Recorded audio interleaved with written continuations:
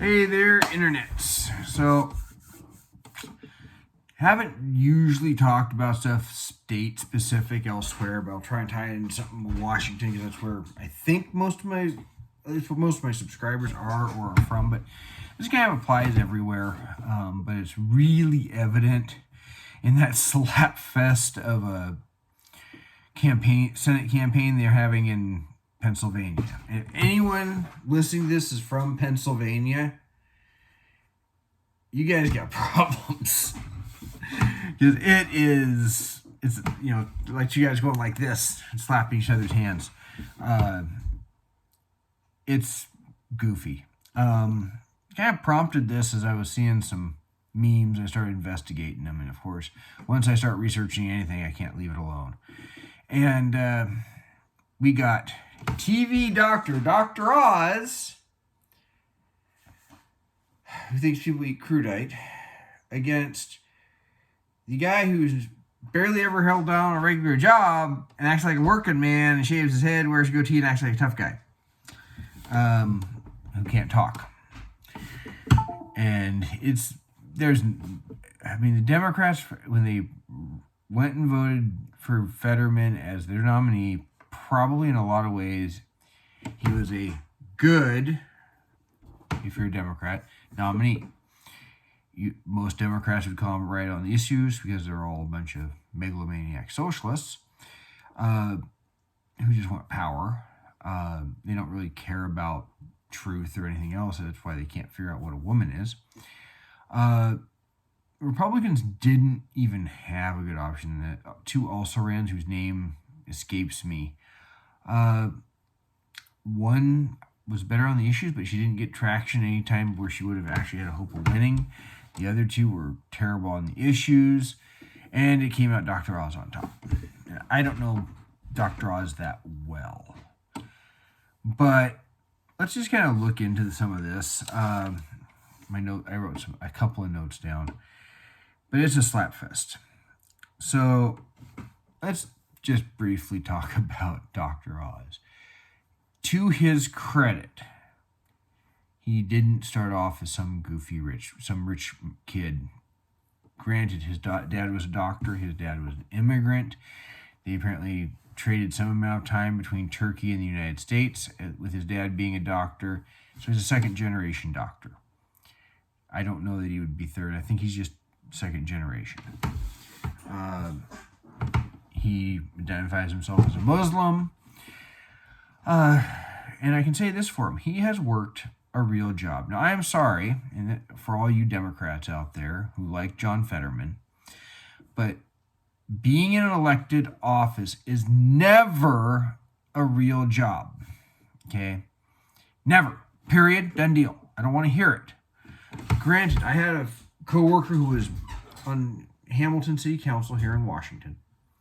And he said, if he was doing the job, reading all the materials he had to read and going to the meetings and going to some of the other stuff that he had to go to keep up on everything and make sure Hamilton's voice was heard if it was any kind of meeting outside of Hamilton dealing with the other wider community within the county. He had a few of those to go to. It did not even pay minimum wage. A lot of people don't do that. So I can say that for Dr. Oz. He looks to have spent a bunch of time working at Columbia University, worked as a heart surgeon. If I understand the correct term that he was. I can look it back up here real quick. He was a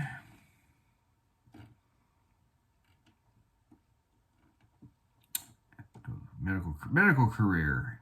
On Wikipedia, it says he began his medical career with residency at Presbyterian Hospital in New York City, then affiliated with Columbia University in 1986.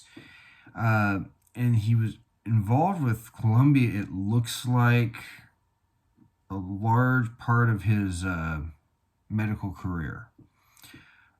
He's also been a professor at Columbia University, Vagelos College of Physicians and Surgeons, starting in 2001. He held that title until 2018. So the guy has worked a real job. Those are real, legitimate jobs. And I don't know about his youth. So I can say that for him. But he comes off as elitist. Apparently, he couldn't give the right number of houses he owned, which is a blow to me. I mean, I could have a couple of friends that have rentals, but they live in one. They live in one. I think there's one that maybe has a vacation property, cabin up in the woods. But I know someone with rentals that might go, how many do I own? You know? But they're rentals, and they're not big, massive rental things. Two of them are a couple of brothers, and I don't. They might only have 5 or 6 each. A couple of them they own together. But when you can't figure out how many houses you own, you got a problem. And he's a multimillionaire. His estimated net worth is somewhere between like 70-something million and 500 million, and nobody really knows for certain what. And that's fine. As a Republican, hey, you earned it. Enjoy your wealth. I mean, even his television career, that is a real job. I mean, I remember Ronald Reagan being made fun of for starring in a movie alongside a chimp, and his comment back when he was running as governor of California said, he said, it's been stated that I was in a movie with a chimp. That is true. It's called earning a living. Okay, he has done that. But on the issues, part of why I wanted Cruz over Trump, and I've never trusted Trump, is because he was never consistent on the issues. Trump was either all over the board or on the other side. He gave money to Harry Reid to keep him in office over Sharon Angle back in 2010. And granted, I can tell anybody, welcome to the fight. There's a lot of things he did right as president. But I never trusted him. I would not trust Dr. Mehmet Oz in a political sense any further than my little skinny little arms can throw him, which isn't going to be very far. So I can say that for him. He's at least adopting the right positions. Even on fracking, he's all over the board. And I can't say Fetterman's any better because I'm going to hit him here in a minute, figuratively speaking. So you got that little slapfest. But there's a couple of reasons that if I'm going to say one over the other, I'm going to say Oz. Now let's talk about why on Fetterman. So Fetterman, who's a little over 50 years old, in the early 90s, he worked for his dad's insurance company. Nothing wrong with that. His dad built his own insurance company up from scratch. And he was an insurance adjuster for his dad. Okay, that's fine. But then he said, a friend died, and he ended up getting a different degree and going to work for Boys and Girls Club. Now, that place is woke as hell. After my wife's experience working there, I found that out. But it's as bad as the schools. But, back in the 90s, a $33,000 a year salary wasn't a terrible salary. But then he became, in 2006, I believe it was, might have been 2003, but in the early mid-2000s to mid-2000s, he became mayor of Braddock, Pennsylvania, where he got paid $1,800 a year, or something to that effect. Maybe it was less. It was like he only got like $150 a month. And if you're in a town small enough that your mayor is getting $150 a month, you're probably a part-time mayor. And how are you supporting yourself? Well, he was getting supported because his sister somehow could afford to give him for $1 a house that she put $70,000 in remodel work into. And mommy and daddy was giving him a bunch of money. I could find no evidence that his wife was working. Maybe she was, but I found no evidence to that. And in raising a family, it's like, how are you doing that? Oh, mommy and daddy are paying you. This guy running around in his work shirts and his shorts, I'm sorry, that is not a working man.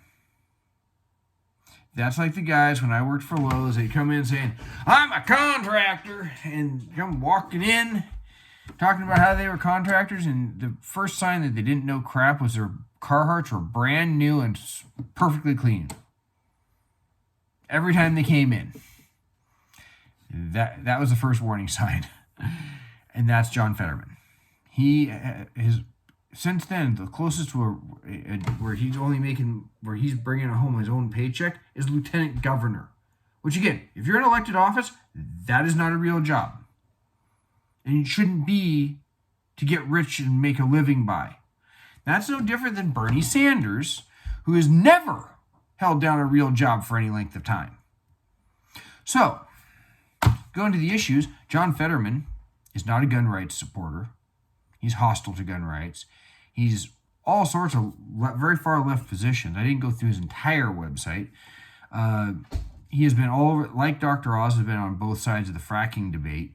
Well, I got news for you. If you're in Pennsylvania and you're unhappy with Joe Biden's attitude toward fracking, you certainly don't want John Fetterman. You should gamble with Oz and hope that he decides to go the party line.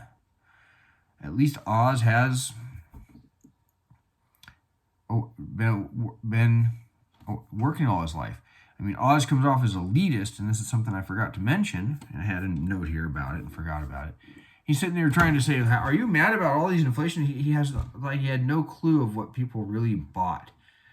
I don't know whether somebody else buys his groceries for him. Maybe it's his wife buying his groceries, and he doesn't really know what she buys and where. But it certainly didn't come off very well when you're calling what is apparently a vegetable tray can also be called crudite, and I'd never even heard the term.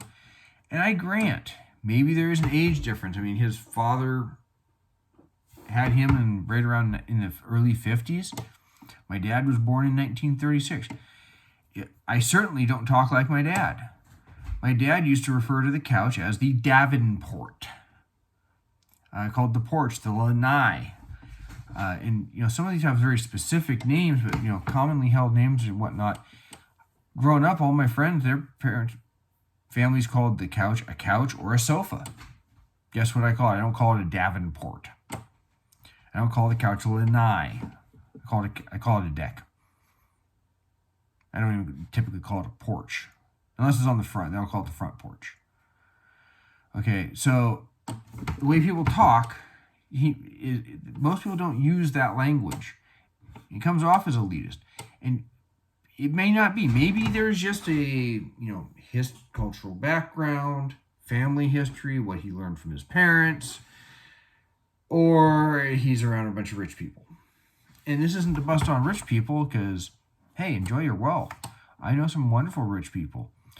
But, typically, I'm not hanging out with him, but one of my best friends has actually shared my videos. He comes from a family that made more money. As I show up at his birthday party, he's wearing jeans. I think he was wearing a t-shirt. He had another friend there from Seattle, and she was dressed a little nicer. I show up, everyone's there, his parents, and wearing, I think, slacks and collared button-down shirts. I show up, and granted, I was working that day. It was a Sunday, and I show up. They're all driving newer vehicles. I show up in a 67 Ford pickup that's all beat up. Get out, I'm wearing my t-shirt that I've been working all day in. Perfectly happy to see me. Great people. But, I try to have a beer, and I only ever have one when I do drink. And they said, do you want some port? And I'm like, what's port? I had no clue. It's apparently a type of wine or something similar to wine. I would have actually tried it, but it was never in the list of things anybody I grew up with drank. I think my dad had a bottle of Irish cream up in the far up cupboard. He drank beer for a while. He occasionally drank a wine cooler in the summer. But that was far different and that was when wine coolers were a cool thing and not necessarily a ladies' beer or a beverage. So maybe there's a history thing. I mean, there was a lot of those things. Like my dad never made his own guacamole, and I'm listening to Matt Walsh busting on Oz and saying, "Why wouldn't you just make your own guacamole?" I never even had guacamole as a kid. My dad's idea to eat an avocado, and I still do this, was to slice it up serve it as a cold vegetable. Okay, so I get it. Maybe there's some cultural and family backgrounds, but what it shows is a disconnect between him and everybody else. But I got news for you. Fetterman has a disconnect because he is not a working man. He's playing a role. He's pretending. Because if he was a working man, he wouldn't have had his parents supporting him while he was mayor of Braddock. He would have held down a day job, like most of the people in those kind of small towns do. Even if you're in elected office, being a mayor is a part-time thing. You know, you have a day job that pays your bills. And so Fetterman is an actor. Oz is just, it has no clue because of other things. I mean, at least Ronald Reagan was smart enough by the time he was no longer a working man, because when he grew up poor, to tell a staffer, read the National Enquirer and tell me what people are thinking, because I don't have time to do it. Yeah, the Reagan White House actually had a person assigned to reading the tabloids so they knew what the average people were thinking. Fetterman has never experienced having to pay a mortgage. I can say for Oz, at least he probably had to do that. He's never experienced actually having to budget or figure out, how am I going to pay the electric bill? Because it's kind of high. So Fetterman is playing an act. So if you think either one of these guys really understands the average person, you're full of it. Fetterman comes off an act, and maybe it's a lot like Trump, where he's able to connect with what people are thinking, but he certainly doesn't sympathize with their problems, because he seems to be all over the board. So, but there's another reason that Fetterman has against him, and that's his health. And I don't want to bust on somebody who had a stroke, but strokes are weird, you know. My mom's stepdad, the only grandpa I ever knew growing up, he had a stroke. I was like 13 or 14, maybe as young as 12. He had a stroke before they moved into town. And he took him a couple of weeks to recover from it, where he could get up, get around. Got around. My brother always said he could detect something in our grandpa's speech that was a little off. But he basically got up, and I guess he was able to get up and get around. And before he ever smoked another cigarette, he took his cigarettes, threw them up on a shelf, and said, "I'm done." And he went for several years, a few years there, until I would think I was a senior in high school senior in high school? I think I was a senior in high school when he passed, and from another stroke. Had another stroke that previous summer, passed away in January, and that one took him. My grandma on my dad's side, she had 2 strokes. The first one she probably could have recovered from, but she wouldn't do the physical therapy like she was supposed to and lose the weight. And then the next one, pretty much gone. Had a girlfriend in the past. Her dad had a stroke, and he's never been the same. I saw them from a distance at a fair. Didn't talk to them for reasons. And not that there's any bad thing between me and them, but he's still in a wheelchair when he gets out and about. He's never recovered. John Fetterman can't hardly talk.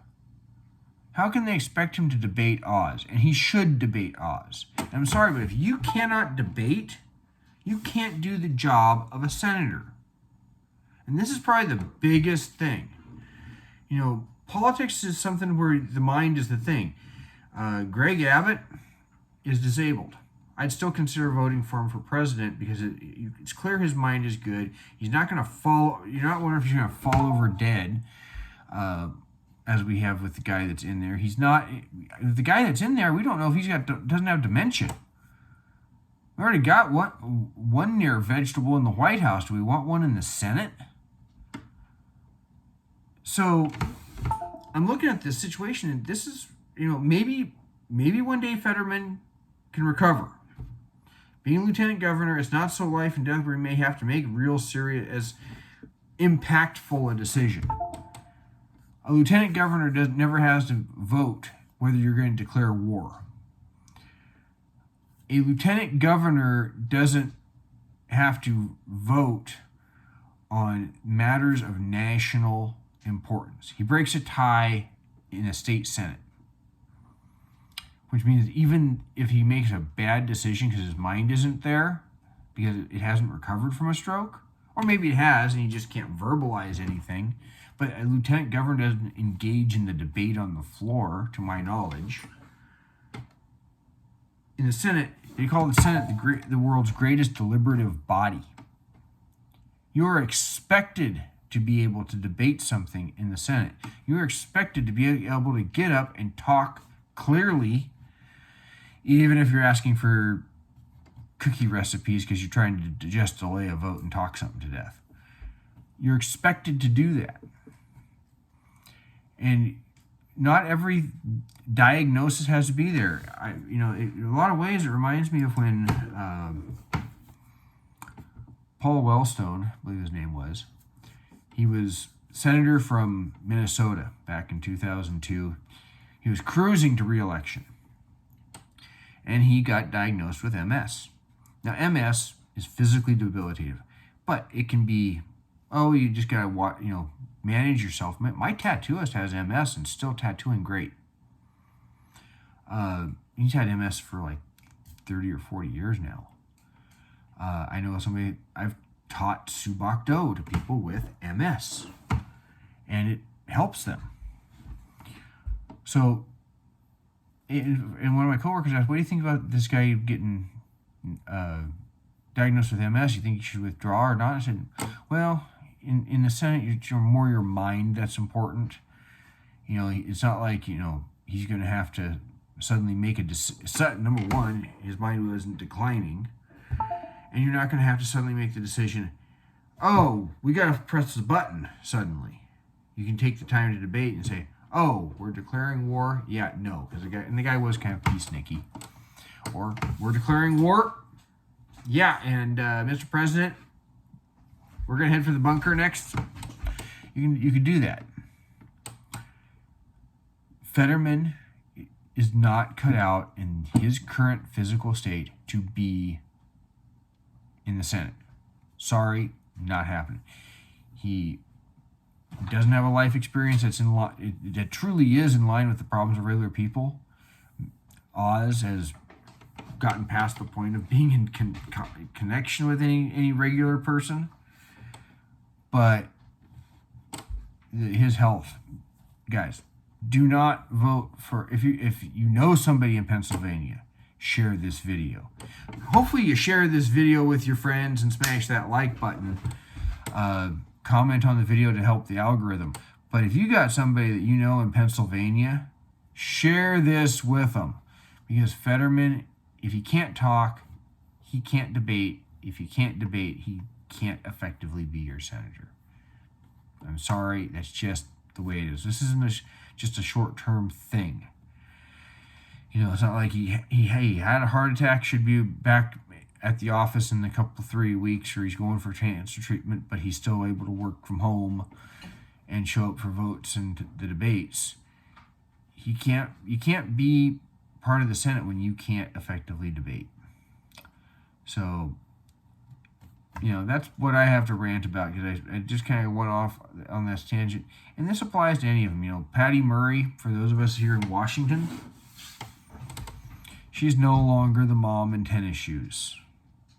She has no clue. I don't think she ever really had a clue when it came to a lot of things, but she's not connected to your problems. She's traded in those tennis shoes for a nice set of pumps a long time ago and is more concerned with power, just like all the Democrats. Tiffany Smiley has a lot better connection to what's really going on nowadays than the gal that's been in the Senate for 30 years. And apparently thinks she needs to be in for 6 more. And that goes all up and down. When somebody's been in that long, you got to wonder how much in the real world they are. Because being in elected office is not the real world, and it never will be. So, anyway, that is the Saturday night rant. Hopefully I'll get the further proof the Democrats are coming for your guns up. That's kind of the next thing I'm working on for the Washington State edition. So be looking for that. Until then, you all take care. Make sure you share, like, subscribe. You know the drill.